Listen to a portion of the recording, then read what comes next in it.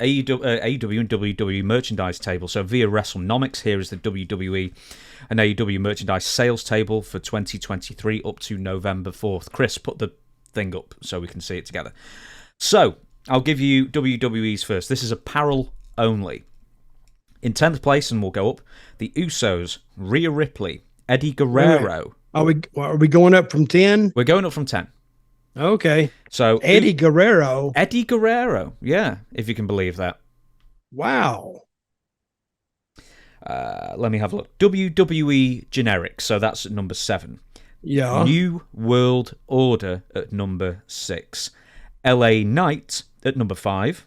John Cena, number 4. I could give you the numbers, but John Cena, number 4, 30,497 pieces of apparel estimated that he's sold in the year 2023 so far. Roman Reigns at number 3, 32,218. Stone Cold Steve Austin at number 2. Still 34,355. And number 1 at the top, Cody Rhodes with a big lead, 46,649 pieces of apparel sold in 2023 so far. Any surprises there? Stone Cold is a surprise. Eddie Guerrero is a surprise. What was number 5 or 6? Number 6 was NWO. Number 5, LA Knight. NWO is a surprise. And LA Knight, he's at 5? Yeah. LA Knight's at 5. That's pretty good.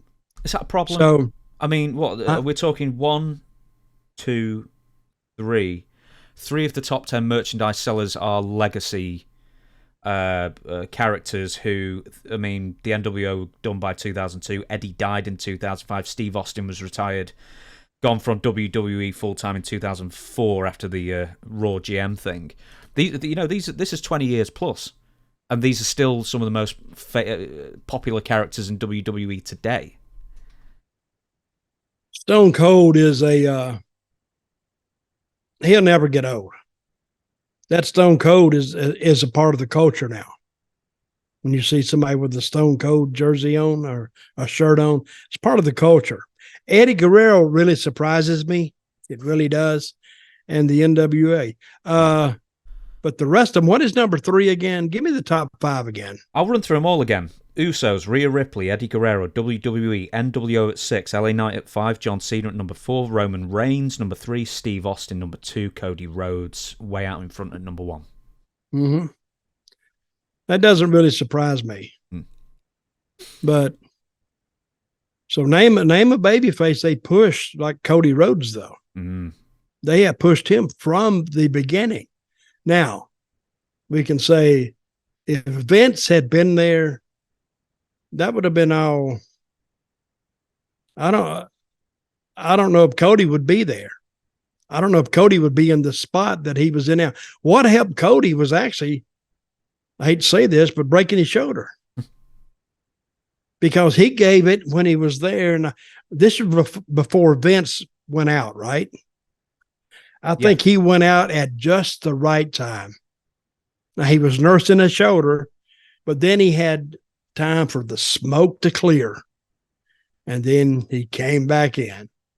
So actually his broken shoulder actually helped him. Maybe not his health, but it helped his future path in WWE. That's a strange way of looking at it, but you can't deny it because he came back in and he had a lot of lead room. They followed him through his recovery, and then they started advertising him. And so the people were ready for him when he came back. Same with Steve Austin in 97. He gets dropped on his head. He can't wrestle for several months. And guess what they have to do? Bring him to TV and they work on his character. And by the time he gets back in the ring, people are clamoring for him. Oh, yeah. Well, he had that magic that you couldn't deny. He was man on the street, could identify with him. Everybody could identify with him because, you know, your boss is a butthole, but he's got a job to do, so he got to crack that whip, so you hate him. So when he was getting back at Vince, you know, people were pulling for him.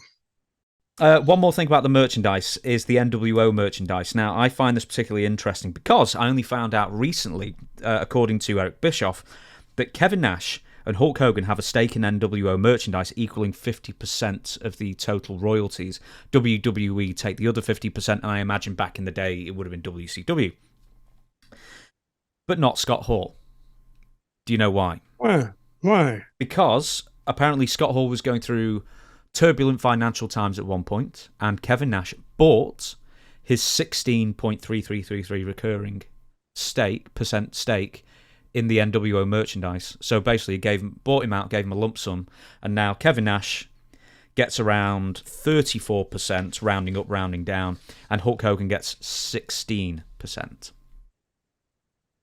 So between all three of them, they bought 50% of it. Yeah. Okay. And he was having turbulent financial times. Mm-hmm. So Kevin he bought it to help him out.